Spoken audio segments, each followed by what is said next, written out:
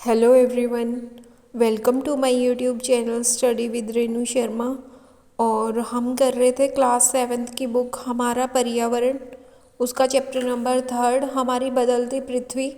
ये चैप्टर कुछ हमने लास्ट वीडियो में कर लिया था, ये हम पढ़ चुके हैं और हम यहाँ से कर रहे थे। ये कुछ हमारा चैप्टर पेंडिंग रह गया था। देखो, जब नदी मैदानी क्षेत्र में प्रवेश करती है तो वह मोड़दार मार्ग पर बहने लगती है। देखो, जैसे कि यहाँ पे दिखाया गया है, ये कोई मैदानी भाग है और उसके अंदर जो नदी है वो ऐसे मोड़दार तरीके से बह रही है। तो ये जो मोड़ होते हैं, ये जो बड़े बड़े मोड़ हम देख पा रहे हैं यहाँ पे, तो इनको हम कहते हैं विसर्ग। नदी के इन्हीं बड़े मोड़ों को विसर्प कहते हैं। इसके बाद विसर्पों के किनारों पर लगातार अपरदन और निक्षेपण शुरू हो जाता है। यानी कई किनारों पर से जो नदी एकदम वेग से बहती है तो वो अपने साथ वहाँ से जो मिट्टी कंकड़ पत्थर है उनको अपने साथ बहा कर ले आती है, जिससे वहाँ पर अपरदन होता है। और वो जो कंकड़ पत्थर मिट्टी होती है नदी के साथ बहते बहते कहीं और दूसरे मोड़ पर जाकर वो वहाँ पे इकट्ठा हो जाते हैं, तो उस मोड़ पर क्या हो जाता है, निक्षेपण हो जाता है। निक्षेपण उसको हम कहते हैं, उस कंकड़ पत्थर मिट्टी के जमाव को। विशार्प लूप के सिरे निकट आ जाते हैं।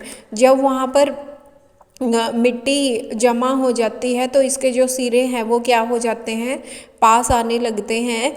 और समय के साथ विसर्प लूप क्या होता है, नदी से कट जाता है। जैसे कि यहाँ पे दिखाया है, यहाँ पे अभी वो प्रोसेस चल रही है। जैसे यहाँ पे था, यहाँ से जो कंकड़ पत्थर मिट्टी थे ऐसे जमा होते गए तो यहाँ पे बीच में क्या हो गया, एक ये थोड़ा पानी नदी का इधर रह गया और साथ में यहाँ पे क्या हुआ, जमाव हुआ, तो वो पानी यहाँ से दूर हटता चला गया, जिससे कि ये वाला जो पार्ट है नदी का वो नदी से कट जाता है।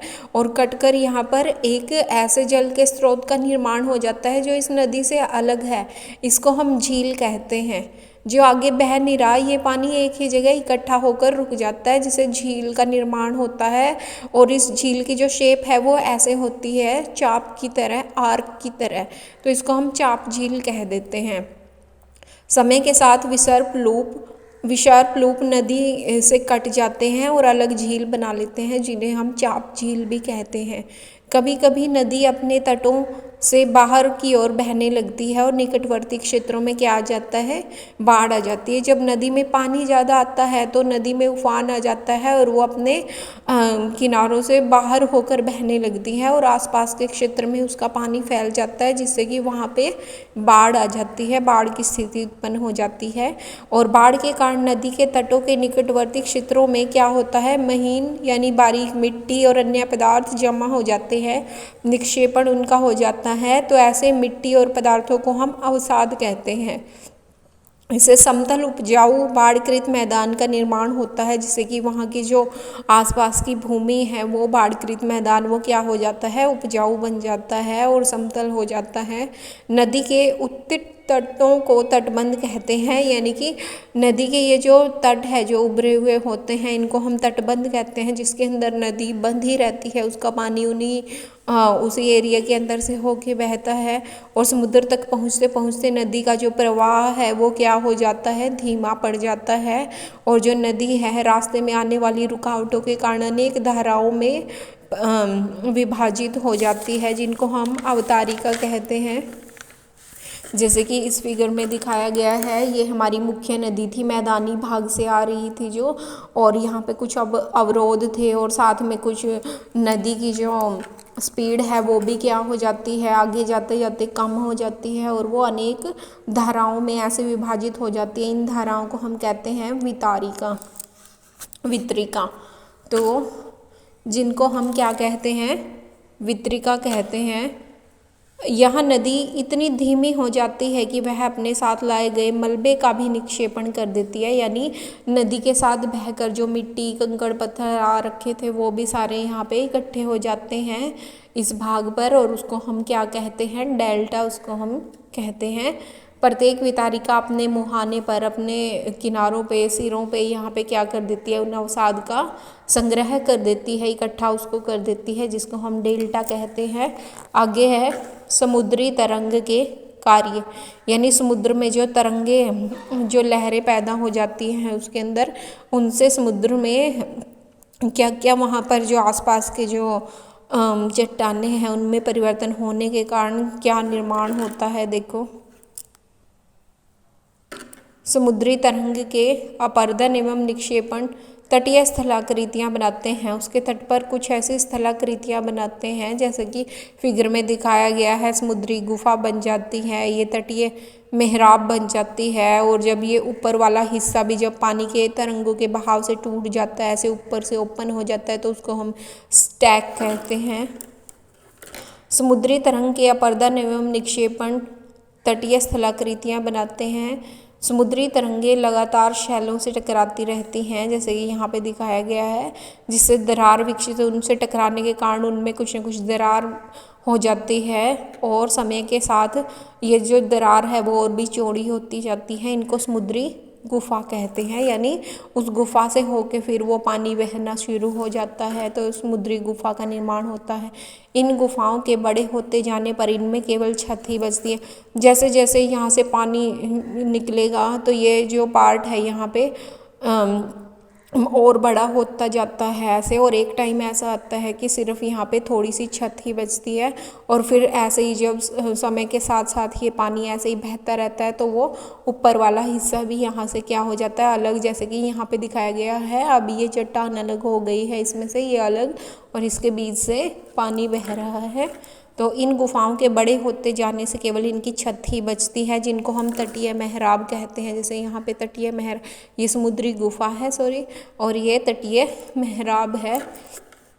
लगातार अपरदन छत को भी तोड़ देते हैं, और फिर जब पानी बहता रहता है तो उसके बहने से तरंगों के जो दबाव, उनके वेग की वजह से जो छत है वो भी टूट जाती है, केवल दीवारें ही बच जाती है, जैसे यहाँ पे दिखाया गया है। और इनको हम कहते हैं स्टैक।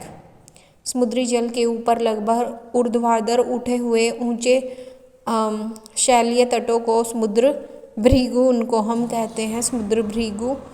समुद्री तरंगे किनारों पर अवसाद जमा कर देती हैं और जमा कर समुद्री पुलिन का निर्माण करती हैं। जैसे जो नदियां हैं, जब वो किनारे पर अवसाद का जमाव करती हैं तो उससे तो डेल्टा का निर्माण होता है, और जब समुद्री तरंगे किनारों पर अवसाद जमा करती हैं तो उससे समुद्री पुलिन का निर्माण होता है।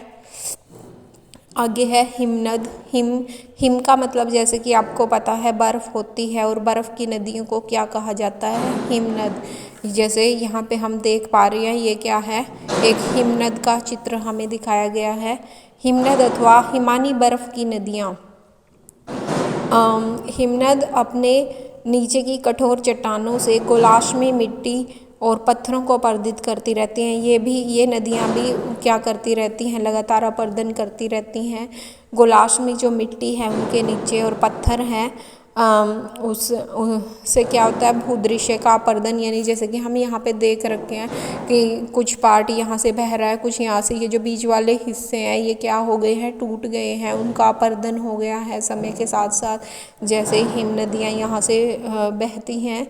हिमनद गहरे गर्तों का निर्माण करते हैं। गर्त होते हैं गड्ढे, यानी हिम नदियाँ जो होती हैं ये यहाँ पे गहरे गड्ढों का निर्माण करती हैं। बहने के साथ साथ पर्वतीय क्षेत्र में बर्फ़ पिघलने से उन गर्तों में जल भर जाता है, और फिर जब पृथ्वी पर टेम्परेचर बढ़ता है और उन गड्ढों के अंदर जो जल है वो जो हिम है वो क्या है, पिघल कर वहाँ पे पानी जमा हो जाता है, और जिससे क्या होती है, झील बनती है। जैसे नदियों में, नदियों का जो पानी है कट कर अलग हो जाता है तो वो झील निर्माण करती है। ऐसे ही हिम नदियों का पानी भी जब कट कर एक जगह गड्ढे में इकट्ठा हो जाता है तो उससे झील बनती हैं, सुंदर झील बनती हैं। इससे हिमनद के द्वारा लाए गए पदार्थ, और हिम नदियाँ अपने साथ क्या बह कर लाती हैं, छोटे बड़े शैल यानी पत्थर, रेत, तलछट, मिट्टी निक्षेपित, इन सभी को निक्षेपित करती रहती हैं, और ये निक्षेप हिमनद हिमोड का निर्माण करते हैं। आगे है पवन। पवन के कार्य। पवन होती है जब हवा को ही हम पवन कहते हैं, जब वो बहती है तो जैसे कि आपने रेगिस्तान देखा है, बालू के कुछ टिब्बे इस चित्र में दिखाए गए हैं, जैसे कि आप यहाँ पे देख रहे हो। ये कुछ टिब्बों का निर्माण यहाँ पे हो रखा है और ये टिब्बे क्या है, रेत के हैं। जब यहाँ पे हवा पवनें चलती हैं तो क्या होती है, वो बालू को अपने साथ उठाती है और दूसरी जगह उसको इकट्ठा करती रहती है, तो उससे उन टिब्बों का निर्माण हो जाता है। रेगिस्तान में पवन होती है जो वो अपरदन और निक्षेपण का मुख्य कारण होती है। पवन से ही वहाँ पर मिट्टी का कटाव और जमाव होता है। एक जगह से मिट्टी उठा के दूसरी जगह उसको वो निक्षेपित करती रहती है। रेगिस्तान में आप छत्रक के आकार के शैल देख सकते हैं, जिन्हें छत्रक शैल कहा जाता है। छतरी के आकार की जो होती हैं, पवन शैल के ऊपरी भाग की अपेक्षा निचले भाग को आसानी से काटती है, यानी उनके नीचे की तरफ की मिट्टी वो ज़्यादा उसका कटाव करती है उन शैलों के, जिससे ऊपर का जो पार्ट है वो बच जाता है छतरी की तरह का, जिससे छत्रक शैल का निर्माण होता है। इसलिए ऐसी शैल के आधार संकीर्ण एवं शीर्ष विस्तृत होते हैं, यानी उनके जो आधार हैं उन शैलों के वो थोड़े से संकीर्ण पतले हो जाते हैं और उनका जो छत्र है ऊपर से वो चौड़ा रह जाता है और जिससे छत्रक शैल का निर्माण होता है। जब पवनें चलने पर अपने साथ रेत को एक जगह से दूसरी जगह पर पहुंचाती हैं और जब पवनें रुक जाती हैं तो रेत गिरकर वहाँ पे छोटी सी पहाड़ी बना देता है, टिब्बा बना देता है और उस रेत के टिब्बे को ही हम बालू टिब्बा कहते हैं। जब बालू कण महीन एवं हल्के होते हैं, यानी जब वो बिल्कुल बारीक होते हैं और हल्के होते हैं, तो वो उनको अपने साथ उठा कर ले जाती हैं और दूसरे स्थान पर उनको निक्षेपित कर देती हैं, जिसे लोएस कहते हैं। लोएस, चीन में विशाल लोएस निक्षेपित पाए जाते हैं। तो ये था हमारा चैप्टर नंबर 3 और यहाँ पे इसका कुछ बुक वर्क दिया हुआ है, आप सभी इसको ट्राई कर सकते हो और अगर किसी क्वेश्चन में आपको कुछ प्रॉब्लम है तो आप मुझे कमेंट कर सकते हो। नेक्स्ट वीडियो में हम करेंगे चैप्टर नंबर 4। Thank you.